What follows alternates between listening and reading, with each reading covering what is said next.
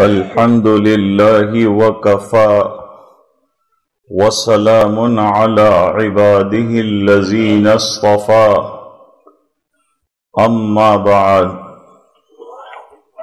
أعوذ بالله من الشيطان الرجيم بسم الله الرحمن الرحيم إنا أنزلناه في ليلة القدر وما أدراك ما ليلة القدر ليلة القدر خير من 1000 شهر صدق الله العظيم۔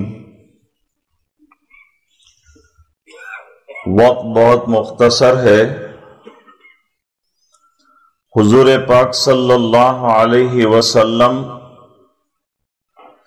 ایک مرتبہ ممبر پر چڑھنے کے لیے تشریف لائے اور پہلے زینے پر قدم رکھا، فرمایا آمین، پھر دوسرے اسٹیپ پر قدم رکھا، فرمایا آمین، پھر تیسرے اسٹیپ پر قدم رکھا اور فرمایا آمین۔ صحابہ کرام نے سوال کیا کہ حضور خلاف عادت آج ممبر کے زینوں پر آپ نے 3 مرتبہ آمین کہی، اس کی کیا وجہ ہے؟ جواب میں نبی کریم صلی اللہ علیہ وسلم نے فرمایا کہ جب میں ممبر پر چڑھ رہا تھا تو حضرت جبریل علیہ السلام تشریف لائے اور انہوں نے 3 باتیں کہیں، اس پر میں نے آمین کہا ہے۔ پہلی بات یہ کہی کہ بڑا بد نصیب ہے وہ شخص اور برباد ہو جائے ایسا انسان جس کو بوڑھے والدین یا والدین میں سے کوئی ایک مل جائیں اور وہ خدمت کر کے جنت نہ کما لے۔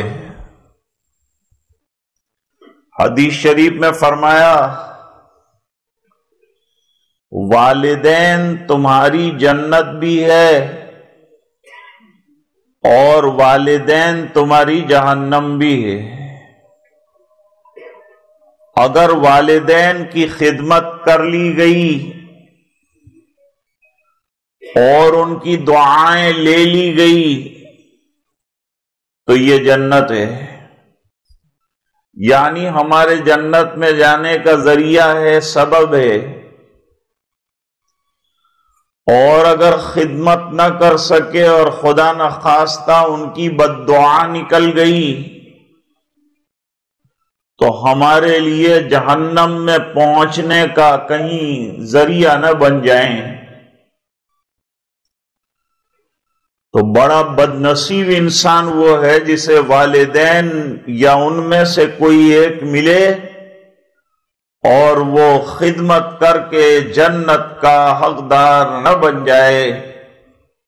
دوسری بات، پہلی پر میں نے آمین کہا، دوسرے زینے پر قدم رکھ رہا تھا تو حضرت جبریل علیہ السلام نے فرمایا کہ وہ شخص جس کے سامنے آپ کا اسم مبارک لیا جائے، آپ کا نام لیا جائے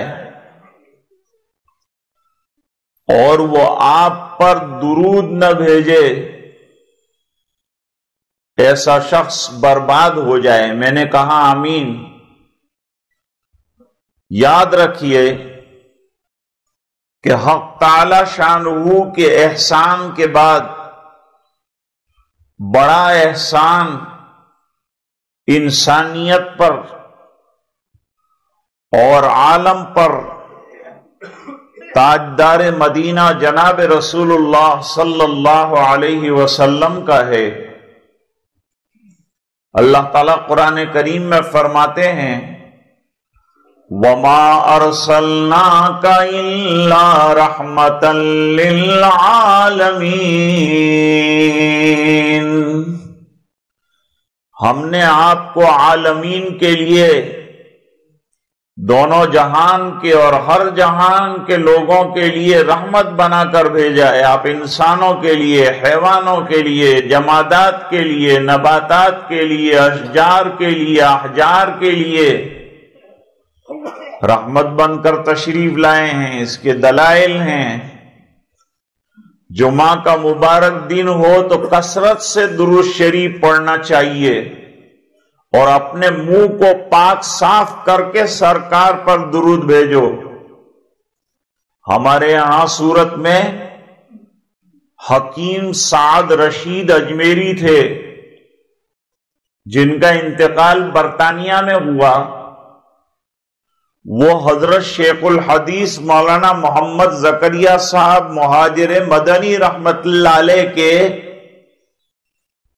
مجاز تھے، ان سے خلافت حاصل تھی۔ وہ جمعہ کے دن درود شریف کا ایسا اہتمام کرتے تھے کہ جمعہ کے دن کئی ہزار روپے تولہ کا گلاب اپنے مسواک پر لگاتے تھے اور پہلے اپنے منہ میں وہ خوشبودار گلاب لگا کر منہ کو خوشبودار کرتے تھے، پھر اس کے بعد سرکار پر درود پڑھتے تھے۔ پھر وہ سلسلہ درود شریف کا جو ہے وہ جاری رہتا تھا۔ تو میں نے یہ کہا کہ جس پر میرا نام پڑھا جائے، روایتوں سے پتا چلتا ہے کہ حضور نے فرمایا کہ جو اپنا نام یا اپنی اولاد کا نام محمد رکھے گا، میں قیامت کے دن اس کے لیے سفارش کروں گا کہ اللہ اس نے میرا نام رکھا ہے، اسے جنت میں جگہ دی جائے۔ ایک اور روایت سے پتا چلتا ہے کہ اللہ تعالی اسے جہنم میں نہیں بھیجیں گے جس نے ہمارے محبوب آقا محمد الرسول اللہ صلی اللہ علیہ وسلم کا نام رکھا ہے۔ آپ اندازہ لگائیے کہ خالی نام رکھنے پر جو ہے یہ بزرگی اور یہ فضیلت نصیب ہوتی ہے، تو جو سرکار والے کام کرے گا، سرکار والی سنتیں اپنی زندگی کے اندر اپنائے گا، حضور پاک صلی اللہ علیہ وسلم کے طریقوں کو اپنائے گا، اللہ تعالیٰ اس کو کتنا اونچا اور کتنا بہترین مرتبہ جو ہے وہ عطا فرمائیں گے۔ دو چیزیں ہو گئی، اور تیسری چیز ہمارے رمضان المبارک سے تعلق رکھتی ہے۔ رمضان المبارک کا اکثر حصہ ہمارے ہاتھ سے نکل چکا۔ ہم روزانہ جو ہے یہ ارادہ کرتے تھے کہ کل سے کام شروع کریں گے، کل سے کام شروع کریں گے، لیکن کل میں یہ رمضان المبارک کا اکثر حصہ روانہ ہو گیا، یہ مہمان اب جا رہا ہے۔ ہم نے کیا میزبانی کا حق ادا کیا یہ ہم کو دیکھنا ہے۔ جبکہ رمضان المبارک رخصت ہونے والے ہیں اور چند دن ہمارے پاس رہ گئے ہیں، معتکفین لیلۃ القدر کی تلاش میں راتوں کو جاگ رہے ہیں، عبادتوں میں اپنا وقت لگا رہے ہیں، تلاوتوں میں اپنا وقت لگا رہے ہیں۔ حضرت جبریل علیہ السلام نے فرمایا کہ بڑا بد نصیب ہے وہ شخص جس کو رمضان المبارک جیسا پیارا اور عبادتوں کی بہار والا مہینہ ملا، اور اس نے عبادتوں کے ذریعے، توبہ کے ذریعے، ریاضتوں کے ذریعے اپنا معافی کا پروانہ جنت کا حاصل نہیں کیا، وہ محروم رہ گیا۔ رمضان اس کے سامنے سے گزر گئی اور وہ خالی ہاتھ رہا، نہ اس کے پاس روزے رہے، نہ اس کے پاس عبادت رہی، نہ اس نے کچھ کیا، نہ وہ رویا، نہ اللہ سے مانگا، نہ توبہ تلہ کیا، نہ رجوع اللہ کیا، اور اپنے وقت کو ضائع کرتا رہا، فضولیات کے اندر نکال دیا، یہاں تک کہ یہ مبارک مہینہ سامنے سے ایسا گزر گیا جیسے کہ کوئی پلیٹ فارم پر کھڑا ہو اور تیزی کے ساتھ ٹرین نکل جائے اور وہ کھڑا کے کھڑا منہ تکتا رہ جائے۔ دن ہمارے سامنے سے اسی طرح سے چلے گئے۔ پہلے تو یہ تمنا کر رہے تھے کہ رمضان آئیں گے، رمضان آئیں گے، اور اب یہ غم ہے کہ رمضان جا رہے ہیں، رمضان جا رہے ہیں۔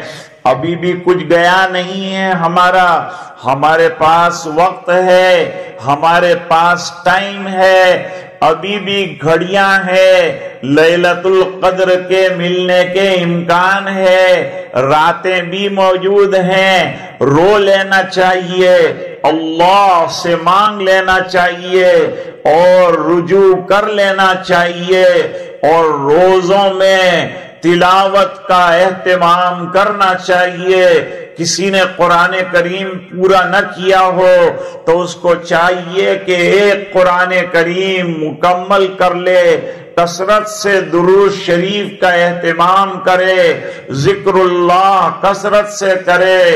یہ آخری جمعہ ہے رمضان المبارک کا، اللہ تعالیٰ نے موقع دیا ہے، پوری طرح سے اس سے فائدہ اٹھائے، استفادہ کرے۔ آئندہ کا بھروسہ نہیں ہے کہ آئندہ ہمیں یہ رمضان ملے گا کہ نہیں۔ کتنے لوگ تھے جنہوں نے امیدیں لگائی تھی کہ رمضان ملیں گے، پھر ہم عبادت کریں گے، لیکن رمضان سے پہلے وہ چلے گئے۔ میرے سرکار رمضان سے پہلے سے رمضان کے ملنے کی دعا کرتے تھے، اللہم بارک لنا فی رجب و شعبان وبلغنا رمضان، اے اللہ ہمارے رجب اور شعبان میں برکت عطا فرما، اور اے اللہ رمضان سے پہلے موت نہ دیجیو، رمضان کی عبادت مل جائے، رمضان کی طاعات مل جائے، رمضان کا رات کا کھڑا رہنا مل جائے۔